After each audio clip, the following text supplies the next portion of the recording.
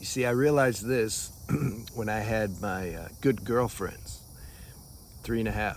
Yeah, some of you don't know why I had 3.5, because the half was platonic. I counted as one though, because it was super, look, it's all about vulnerability, intimacy, nakedness, emotional nakedness. By the way, me and this girl also slept slept together naked, but we never did anything. It was like fun, you know? So anyway, I count that as a half. What are we talking about? We're talking about, like, let me look at the title, because think about this girl messed me up. Oh yeah, impossible to know how great you are. So these girlfriends that I've had, it happens in other ways too, but this come to me to share like this. I'll give this analogy. The things that I liked about them the most, I guarantee they have no idea. They don't, even if I tell them, they don't experience it like I do. It's the subtle things, the little things they do that they don't even know they're doing.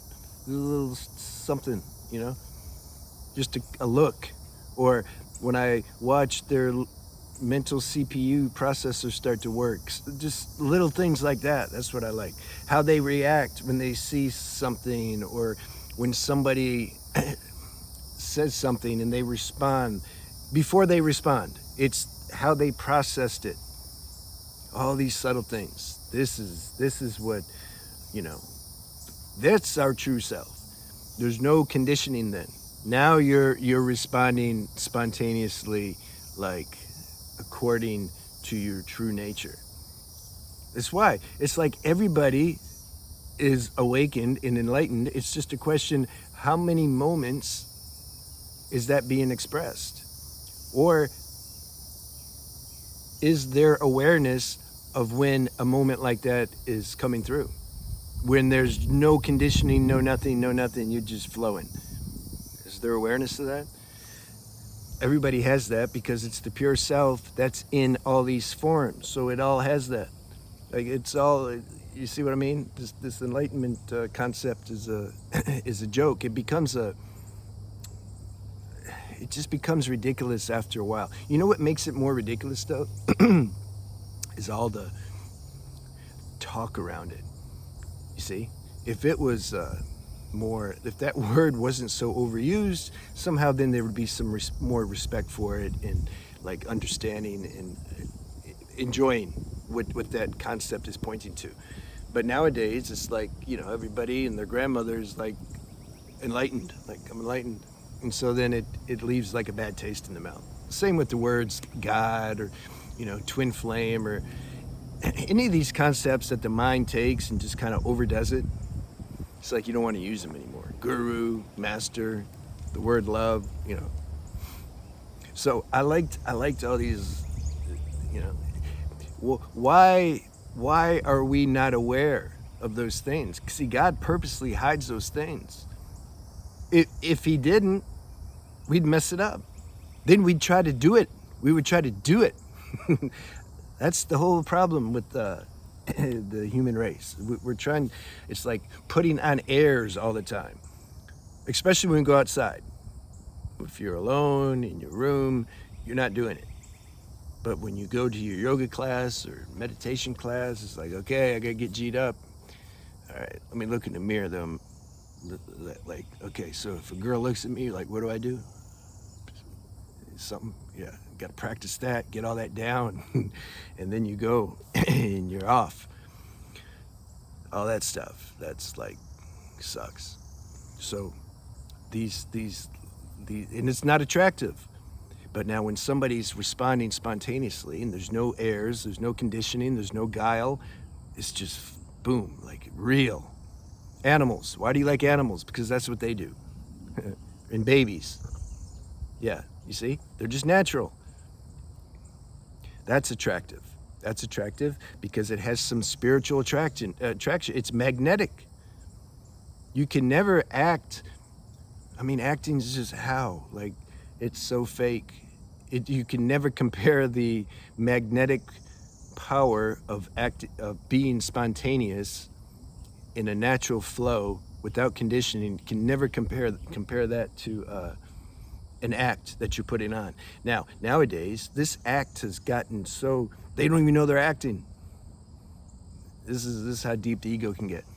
Like, they don't know they're acting. I used to get in arguments with people because I've made videos before about, like, I'm on the wrong planet, like, this sucks here, I feel different, I can't, like, the people don't understand anything, and I was gonna make them understand. I'm like, don't you see how you're being fake? I remember this girl in particular in Thailand. She was a spiritual foo-foo. I used to really get them. I used to, like, want to, I'm like, can't you see, like, you're doing all these, like, this face acting. Like, don't you see, like, it's acting? And I'm like, oh, man. They used to, yeah. How does that tie in, though? Like, we're talking about acting. Oh, yeah. That is just so not attractive compared to just some innocence that's flowing out of somebody. There's, like, do we even need to say that? So that's why God hides it, because if he didn't, then there'd just be 100% fakeness. We'd be begging, like, God, can you, like, make us all animals again? Because, like, I can't take it anymore. This is too fake. So I like to pay attention to those things. I used to watch. I would watch my girlfriend. She had no idea, like, what I'm even watching or that I was watching her, but I was watching for those little things. It's fun. So if you're in a relationship, do that. Watch for those little things. And see what, if there's none of those little things there, I don't know, like, are you with the right person? I had to have those little magical things. Oh yeah, but I remember where I was going before. This planet because it's supposed to, it's okay, we'll come out of it. It's not like a doom gloom thing. It's not judgment, I'm observing. I'm just sharing, like, this is what it is. The planet's gotten, especially in the West, because the technology era has just warped people so bad. It's just made, like, especially, I lived in LA. I can imagine now, geez. I mean, it was bad 25 years ago, but with all the pretentiousness and all the actors and the quirky models. And I used to walk down the street with my girlfriend. No, she wasn't a girlfriend. That's why we got along. We would walk, and I couldn't help it. It's like my destiny on some level, because I'm a jester by nature. I make fun of unconsciousness, but not in a like grueling way. I did in the past, but later it just became more fun. I mean, this keeps your sanity. It's probably, yeah, it's why I'm cool. And we would walk by the quirky actor spots, and they're all sitting at the table, and, oh yeah, I met with this producer, and then, oh my God, really, and we'd be walking through, and I'd say, look at all the quirky actors. I'd say like that. I keep saying it, And then that was when cell phones were kind of like, this sounds funny, right? I'm not old. I'm just been around. This is when cell phones were like new. They were like new. Like, you weren't born with a cell phone, Little babies have cell phones now. No wonder people get digital dementia as a teenager. It's like they've been plugged into technology now from, like, the get-go. And now they're losing their mind as a teenager. Yeah. So I would take out, I had a cell phone. I took out I said, oh, it would rain. You're right, it would rain, and then I'd take it out of my pocket in front of the quirky act. I'd say, my cell phone's raining, excuse me. See, I'd do stuff like that. It's fun. So this technology has made, like, this is why, I'm telling people, I tell them on my other channel, Transcending Shadows, I go more over practical lifestyle habits. Spiritual practice is good, but it needs to be combined with practical lifestyle habits. That's why I made that other channel. It's about balance here. Can't just be a non-dual and say, look, I've just realized myself, nothing else matters, and that's it. Yeah. So I made the other channel, and we talk about diet and healthy lifestyle habits that raise the frequency, because then you can get the spiritual downloads better, and they go together. It makes your spiritual practice more efficient. And so one of the principles I talk about is go be in nature. Doesn't matter. It doesn't matter like once a week or what. You got to work this out if you're busy. If something's important to you, you'll find a way to go do it. You won't be arguing for your limitations, saying, "Oh, but I just can't do nothing." You'll figure it out. And you go and you be in nature, and that's all you do.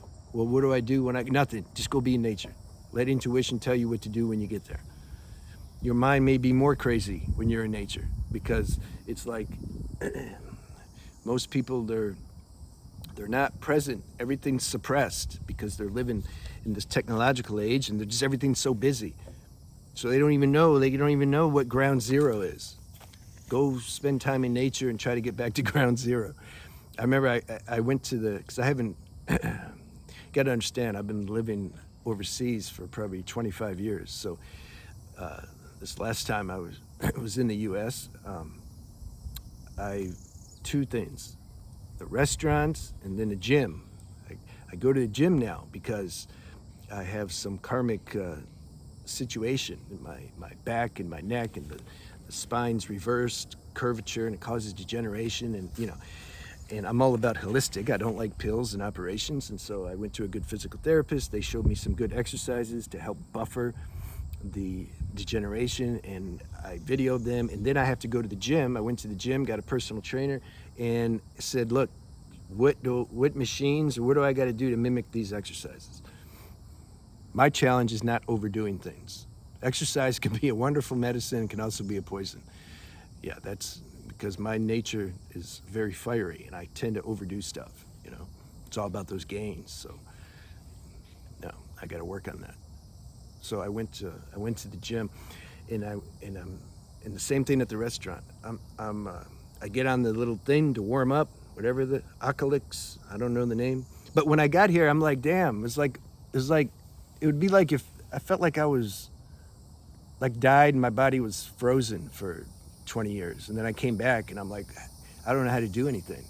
You got to pay everything with the chip on the credit card, and I don't know how to put the chip on the thing, Number one. Number two is what I'm trying to get to is but first, the machines at the gym, man, they're really good now.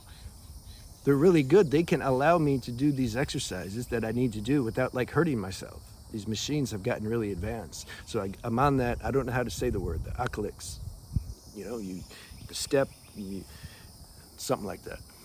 And man, they got TVs everywhere, 360 degrees. And they got all the channels that have the dopamine stimulation. You got cops beating people up here, and then you got watching Goodfellas here with the mafia killing people, and then you got hidden cameras showing how people like rob people and steal babies, and I'm like, damn. And I just try to look down. This world's become infected with that. And then me and my mom went to the restaurant. Same thing. They got TVs everywhere. Like, you're supposed to eat in peace. It's good if you can get your food and eat out here in nature on a picnic table, and this is how you're supposed to eat. You digest better. You don't eat in a loud place with all this bombarded by stimulation. So all this stimulation has just wrecked people's nervous system. Going to a yoga class or a meditation class or some spiritual retreat's not going to do anything. It might give you a little temporary, spiritual euphoria, but real waking up is when you have spiritual continuity in your life, your lifestyle. Like, things have to match. Well, simply because you just see that's the way it is. You're not like being dogmatic and trying to do things because the Bible tells you to. No, you just see like, oh yeah, this makes sense. What I eat's important. Preserving my sexual energy, oh yeah, that's important. Jeez, I notice when I don't do that, I'm just all dull and my mind's racy. Oh yeah, okay. Being in nature, I like the vibrations there. They align to my own dormant higher vibrations. That's cool. And then I notice I can sit quiet easier. Oh, and then I get downloads. I like that part. Yeah, that's cool. So you just do all these things because it's natural. So if you're in society, damn, how far did I go off the topic? I don't know, man. I'm gonna stop. All right, because I think we were talking about how good it, like, God doesn't show you how good you are or something. But this ties in somehow. It's like,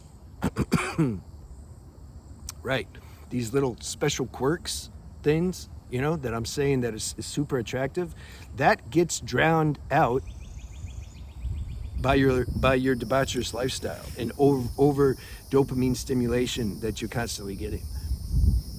And that's why, like, the average person, it's just, they're fake. It's like 24 hours all the time fake. It's like their ego mind has totally hijacked almost their consciousness, and now is just portraying this fake image through it.